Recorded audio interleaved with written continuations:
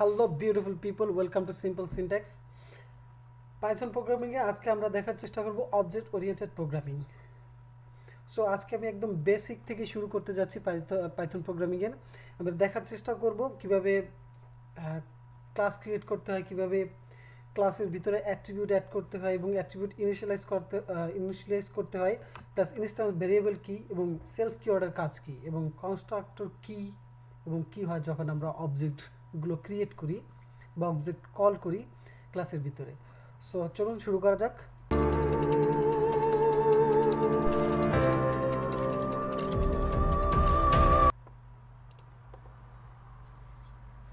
So প্রথমে একটা class নিব, পার্সন নামের একটা ক্লাস নিব এবং ক্লাসের নাম নেওয়ার ক্ষেত্রে খেয়াল রাখবেন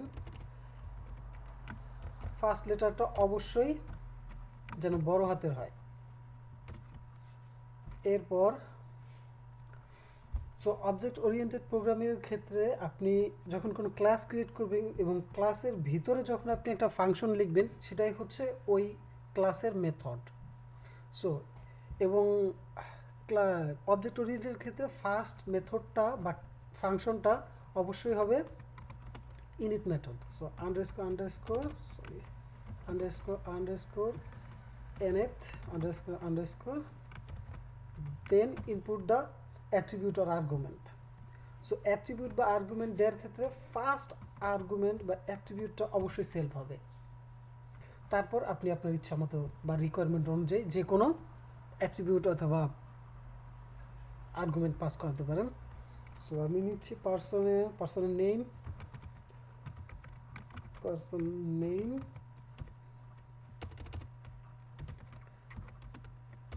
তারপর পার্সন এজ, তারপর নিচ্ছি পার্সন ওয়েট,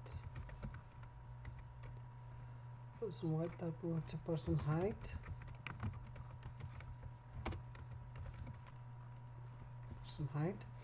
চারটা আর্গুমেন্ট নিলাম। এখন এই যে চারটা অ্যাট্রিবিউট নিলাম, এই অ্যাট্রিবিউটগুলোকে আমি ইনিশিয়ালাইজ করব। Self dot name, person name, self dot age, person age, self dot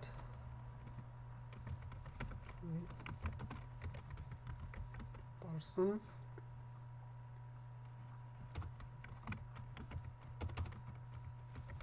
smooth, self dot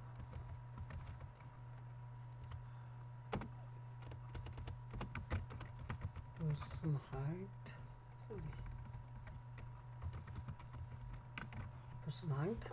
ওকে, আমার অ্যাট্রিবিউট ইনিশিয়ালাইজ করানো শেষ। এখন আমি অবজেক্ট ক্রিয়েট করব।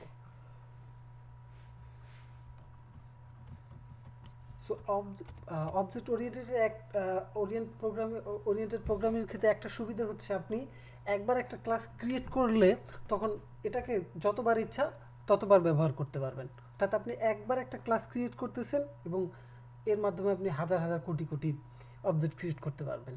এটাই হচ্ছে অবজেক্ট ওরিয়েন্টেড প্রোগ্রামিংয়ের ক্ষেত্রে একটা সুবিধা বা সৌন্দর্য এটার। সো ধরেন আমরা পার্সন ওয়ান নিলাম।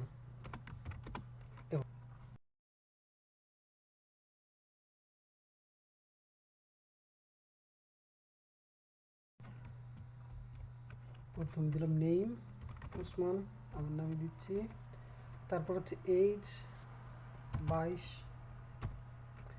পার্সন ওয়েট 67, তারপর হচ্ছে হাইট 167 সেন্টিমিটার। ওকে, সো এখন পার্সন ওয়ান প্রিন্ট করে দেখেন এর ভিতরে এই অ্যাট্রিবিউটগুলো থাকার কথা। Print person one,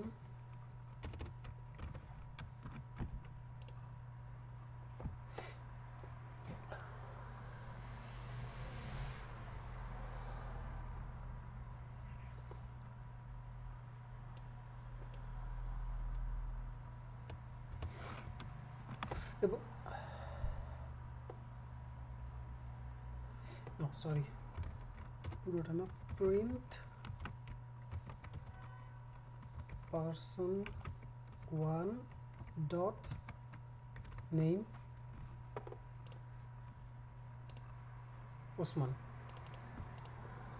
okay, and then এবং যখনই আপনি একটা অবজেক্ট ক্রিয়েট করবেন তখনই সাথে সাথে দেখবেন এটা এই যে ইনিট মেথড এই ফাংশনটাকে কল করে।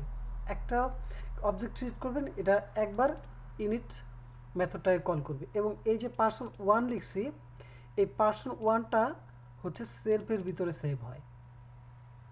এই যে 4টা আর্গুমেন্ট পাস করলাম 1 2 3 4, এই 4টা অ্যাট্রিবিউটে সেভ হবে, অর্থাৎ এই 4টা ভেরিয়েবলে। আবার যখনই আমি একটা অবজেক্ট ক্রিয়েট করব, সেই অবজেক্টটা সেভ হয় হচ্ছে সেলফের ভিতরে, এই জন্য সেলফ কিওয়ার্ড ইউজ করা হয়। দেখেন এখানে প্রিন্ট দিয়ে দিই একটা, তাহলে বুঝতে পারবেন। Print init called it init method called it, ওকে, এবার প্রিন্ট করেন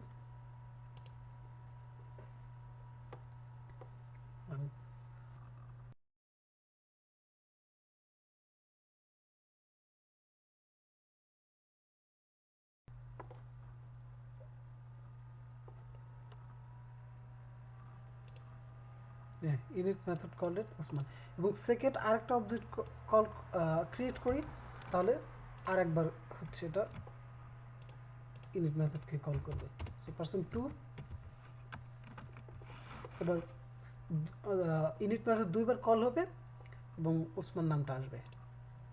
ইনিট এই ইনিট মেথডটাই হচ্ছে কনস্ট্রাক্টর,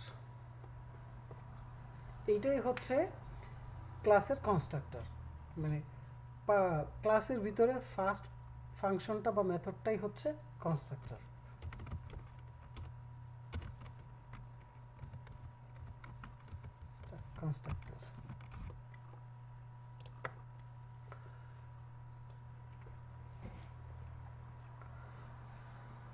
তো আজকে এই পর্যন্তই।